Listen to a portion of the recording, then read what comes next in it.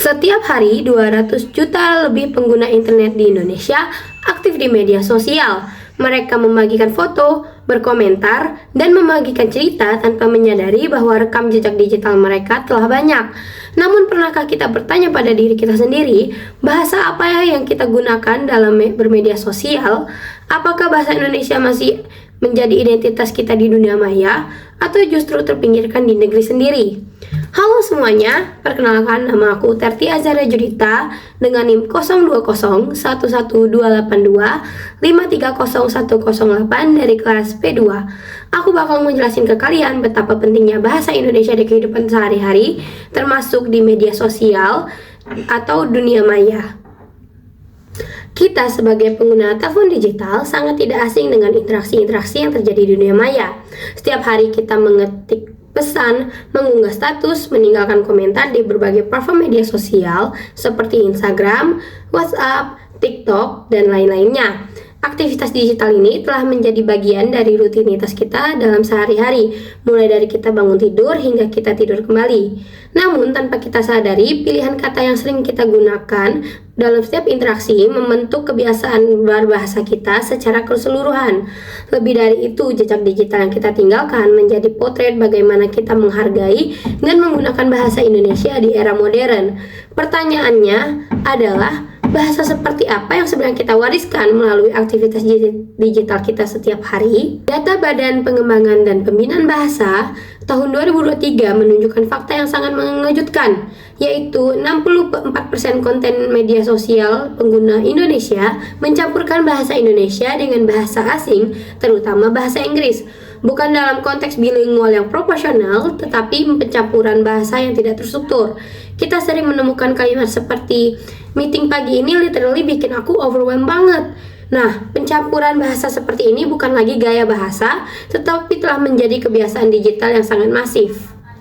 Mengapa ini penting? Karena media sosial bukan sekedar platform hiburan. Media sosial adalah ruang belajar informasi bagi 73% remaja Indonesia. Menurut riset UNICEF Indonesia, ketika bahasa Indonesia terus-menerus dicampurkan secara tidak beraturan, generasi muda kehilangan modal berbahasa yang baik. Dan survei Kemendikbud Ristek 2024 terhadap 15.000 pelajar SMP dan SMA menunjukkan 58% dari mereka kesulitan menulis satu paragraf utuh dalam bahasa Indonesia baku tanpa sisipan bahasa asing. Ini bukan tentang anti bahasa asing, tetapi tentang kemampuan dasar berbahasa Indonesia yang lemah. Mengapa fenomena ini terjadi? Pertama, persepsi prestis. Riset Universitas Indonesia tahun 2023 menunjukkan bahwa 45% pengguna media sosial merasa konten dengan bahasa Inggris terlihat lebih modern dan berpendidikan. Lalu yang kedua, algoritma pada media sosial. Platform seperti Instagram dan TikTok cenderung memberikan jangkauan yang lebih luas pada suatu konten dengan tagar berbahasa Inggris. Lalu yang ketiga, minimnya konten berbahasa Indonesia yang berkualitas dan menarik. Akibatnya, bahasa Indonesia diasosiasikan terlalu kaku, formal, dan tidak relevan dengan keseharian. Namun situasi ini bukan tanpa harapan. Kita bisa mengubahnya dimulai dengan diri sendiri. Nah, kita bisa mulai dengan cara yang sangat sederhana namun berdampak. Pertama, gunakan bahasa Indonesia yang komunikatif dalam media sosial. Bahasa Indonesia bisa tetap kekinian tanpa harus dicampur dengan bahasa-bahasa asing secara berlebihan, seperti kata lelah sama kuatnya dengan exhaust, kata mendesak sama tegasnya dengan urgent. Kedua, apresiasi konten yang konsisten berbahasa Indonesia. Ketika kita memberi likes, komentar, dan share pada konten berbahasa Indonesia yang berkualitas, maka algoritma kita akan menunjukkan bahwa kita sedang mendukung ekosistem digital yang sangat sehat. Lalu yang ketiga, jadilah teladan digital. Sebagai bangsa dengan 212 juta pengguna di internet, kita memiliki kemampuan dan kekuatan kolektif yang luar biasa. Bayangkan jika setiap hari kita menulis suatu caption berbahasa Indonesia yang baik setiap hari. Dalam sebulan, itu berarti 6,3 miliar konten berbahasa Indonesia yang memperkaya ruang digital kita. Negara lain menunjukkan contoh inspiratif. Perancis memiliki kebijakan ketat untuk penggunaan bahasa Perancis di platform digital. Lalu juga ada Korea Selatan yang berhasil menjadikan bahasa Korea sebagai bahasa populer global melalui konten digital yang berkualitas.